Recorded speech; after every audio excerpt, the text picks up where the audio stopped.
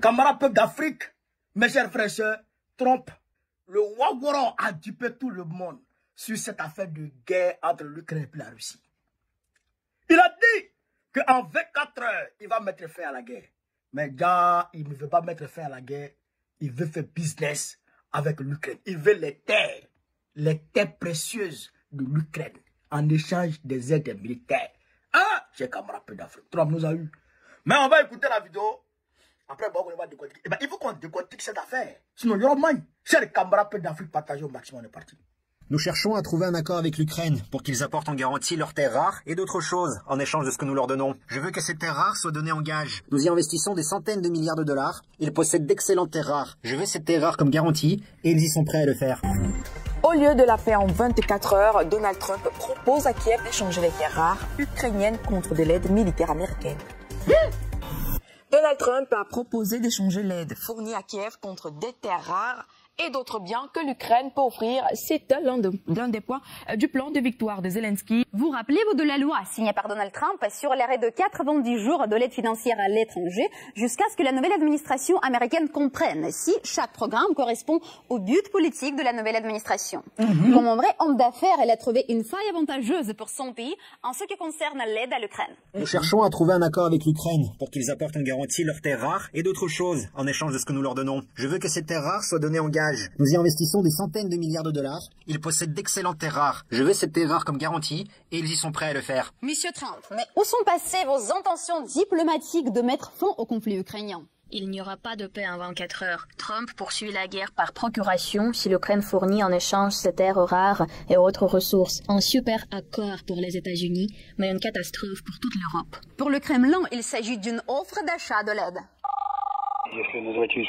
Si l'on appelle les choses par leur nom, il s'agit d'une offre d'achat de l'aide, c'est-à-dire de ne plus la fournir gratuitement, mais de la fournir sur une base commerciale. Il serait mieux, évidemment, de cesser de fournir cette aide et de contribuer ainsi à mettre fin au conflit. Mais de quels minerais de terres rares s'agit-il et pourquoi sont-ils si nécessaires à Washington? Les terres rares sont un groupe de 17 métaux utilisés pour fabriquer des aimants employés dans les véhicules électriques, les téléphones portables et même les avions de chasse. L'Institut d'études géologiques des États-Unis considère que 50 minéraux sont essentiels à l'économie et à la défense nationale du pays, notamment le nickel et le lithium. Mais d'où vient l'intérêt de Donald Trump pour les terres rares ukrainiennes? En fait, le développement conjoint des gisements de terres rares faisait partie du plan de victoire de Volodymyr Zelensky que Kiev a proposé à Trump lors de leur réunion à New York en septembre 2024. En particulier, les possibilités de développement conjoint des gisements de lithium et de titan ont été discutées. Alors Donald Trump a montré un réel intérêt sur ce point. Donc, en résumant cette histoire, Volodymyr Zelensky s'est dit prêt à vendre les ressources naturelles nationales de l'Ukraine en échange d'armes et de la possibilité de continuer les hostilités contre la Russie. Même le chancelier allemand Olaf Scholz est plus inquiet par une telle proposition de Donald Trump que l'homme politique ukrainien. Ce serait très égoïste. J'estimerais donc qu'il faudrait utiliser les ressources de l'Ukraine pour assurer son bon avenir. Mais le problème est ailleurs. Après cette proposition généreuse de Donald Trump, les médias ukrainiens ont rappelé qu'un grand nombre de gisements minéraux se trouvaient sur les territoires contrôlés par la Russie. Oups. Selon la version ukrainienne du magazine Forbes, en 2023, la valeur des réserves minérales du pays était de 15 000 milliards de dollars. Mais 70% de ces réserves se trouvent dans la région du Donbass et de Dniepropetrovsk. La région non légitime de l'Ukraine a prouvé encore une fois que la paix ne l'intéressait pas. Il est prêt à envoyer au front tous les Ukrainiens et à vendre toutes les terres rares qu'il a au profit de Washington en échange du soutien militaire américain pour poursuivre la guerre contre la Russie dont toutes les parties sont fatiguées. Camarade peu d'Afrique. Ça. You're mine. Hein?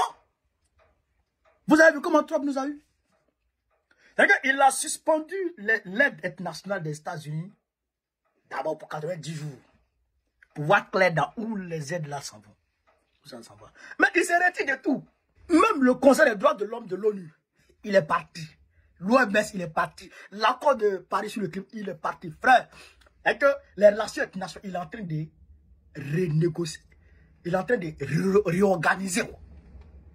Donc, quand Zelensky est parti en septembre là-bas, Zelensky est parti lui dit, il dit mon plan de paix, il dit mon plan, le plan de victoire, ouais, le plan de la victoire de l'Ukraine. Il dit ça va proposer son plan de victoire à Biden. Quand il a proposé à Biden, il est parti voir Trump, il dit, Il y a les métaux rares chez nous. Le nickel, le lithium. Tout ce qu'on peut utiliser pour fabriquer les véhicules électriques. Ça c'est Elon Musk. Ça, c'est Elon Musk direct. Les batteries, les téléphones portables, comment on appelle ça, les aimants pour les avions de chasse. Tout ça, c'est sous la terre ukrainienne. Donc, moi, je vous donne ça en échange de la paix. En échange des aides militaires. Hein? Mais c'est grave. C'est grave. Donc, Trump dit, ah, si c'est le business, come here. On va parler business.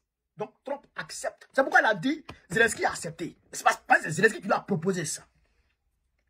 Mais le problème est que 70% de cette terre rare, je dirais, dont Zelensky parle, se trouve aujourd'hui annexée par la Russie. Notamment les régions du Donbass. Donc, 30% est détenu par l'Ukraine. Mais la Russie est en train de progresser. Poutine progresse. Donc, ça veut dire que s'il n'y a plus de terre rare, il n'y aura plus d'aide militaire américaine.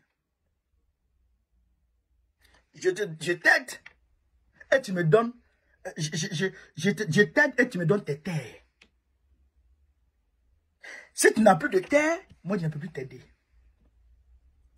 Donc la question de respect de la Charte des Nations Unies, la question de garantir le respect de la Charte des Nations Unies là, n'est plus garantie par les États-Unis.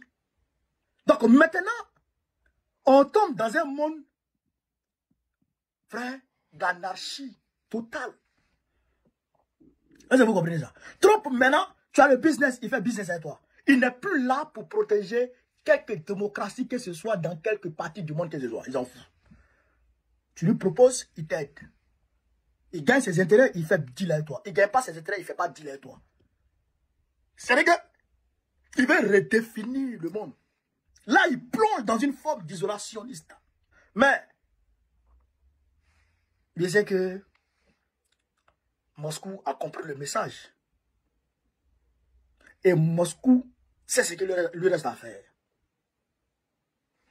S'il n'y a plus de terre rare que l'Ukraine contrôle, que l'Ukraine peut offrir aux États-Unis, il n'y aura plus d'aide. Donc, fin du conflit. Ou bien, si les Américains commencent déjà, c'est que Zelensky est en train de... Ce qui se cache dans la tête de Zelensky, c'est que si les Américains commencent déjà à exploiter les terres rares dont Zelensky et Trump parlent, il faut dire que ces terres-là sont frontalières de la ligne de front. Donc, si les Américains sont en train d'exploiter et que la ligne de front se déporte vers se déporte sur les lieux d'exploitation des terres rares, eh bien, soit les Américains qui sont en train d'exploiter vont partir, ou bien les États-Unis vont défendre leurs intérêts. Donc, ça devient un conflit entre les États-Unis et la Russie. Je répète la partie là pour que les gens puissent comprendre. Les États-Unis vont fournir des aides militaires. En échange, ils vont avoir des terres rares de l'Ukraine. Donc, ils vont exploiter naturellement. Donc, s'ils envoient leur matos pour commencer à exploiter ces terres qui sont voisines, on va dire, au Donbass, alors que c'est là-bas que la ligne de front, c'est là-bas la ligne de front. Donc, quand ils vont commencer à exploiter, forcément, il y aura des unités militaires postées là, ici, là, pour protéger les intérêts ou pour protéger les exploitants américains des terres rares. Maintenant, ma question c'est quoi? Si les militaires russes qui avancent vers ces terres rares, qui avancent dans ces terres rares, ils sont en train d'annexer de village en village. S'ils arrivent sur un village où les Américains sont en train d'exploiter, qu'est-ce qui va se passer? Les Américains vont-ils se déporter ailleurs pour laisser les Russes prendre ces terres-là, ou bien les Américains vont défendre ces terres-là. Parce que si les Américains décident de défendre ces terres-là, automatiquement, il y a une guerre qui va s'engager entre les troupes russes et les troupes américaines sur ce lieu-là. Donc, par conséquent, ça devient un conflit entre la Russie et les États-Unis, donc un conflit mondial. On est d'accord? Deuxième hypothèse. La Russie et les États-Unis peuvent obtenir de l'Ukraine la sécurité des exploitants. Là, si la sécurité des exploitants incombe aux militaires ukrainiens, donc ce qui veut dire que si les Russes arrivent, c'est les militaires ukrainiens qu'ils verront en face. Et donc, s'ils arrivent à les balayer, bien entendu, les exploitants américains vont dégager ou ils seront faits prisonniers puis peut-être relâchés. On est d'accord? Donc, cette hypothèse-là serait la meilleure pour éviter un conflit. Donc, si aujourd'hui, ils sont d'accord, c'est son droit. Comment il s'appelle? Trump, de traiter business avec qui il veut. Donc, s'il traite business et qu'il obtient la sécurisation, il obtient de l'Ukraine la sécurisation de ces gens-là, c'est qu'il ne fait pas palabre avec la Russie. Mais s'il envoie les troupes russes, américaines pour venir défendre ces terres-là, ça devient un conflit armé. Donc que Dieu nous en garde. Je pense que Trump doit beaucoup réfléchir à ce niveau-là. On ne lui a pas dit de ne pas faire business. Il peut faire business. Mais il ne faut pas qu'il envoie les troupes américaines pour venir protéger les exploitants américains de ces terres rares. Est-ce que vous comprenez, mes chers compatriotes d'Afrique? Mais la question est-ce que Trump va facilement renoncer à ces terres? Voilà la question. Est-ce que Trump va facilement renoncer à ces terres? Est-ce que ça ne va pas devenir un conflit ouvert entre les deux là? L'avenir nous dira. Alors, chers camarades d'Afrique, je tenais en même temps vous inviter à la conférence du PPAC qui va se tenir à Rouen le dimanche 9 février 2025 à partir de 13h à 18h. L'adresse est Hall du Pont Roulant 76 250 des Villes-les-Rois. Hall du Pont Roulant 76 250 des Villes-les-Rois. Je serai là-bas. La délégation du PPACI France va animer une conférence de presse. Une conférence là-bas. Voilà, une conférence là-bas pour entretenir les militants, sympathisants et tous les panafricanistes. Donc, tout le monde a attendu là-bas ce jour. Vive l'Afrique libre. Vive le panafricanisme. Vive tous les plans panafricains. Babo, peut-être dans notre prochain. Inch'Allah, on est ensemble. Merci.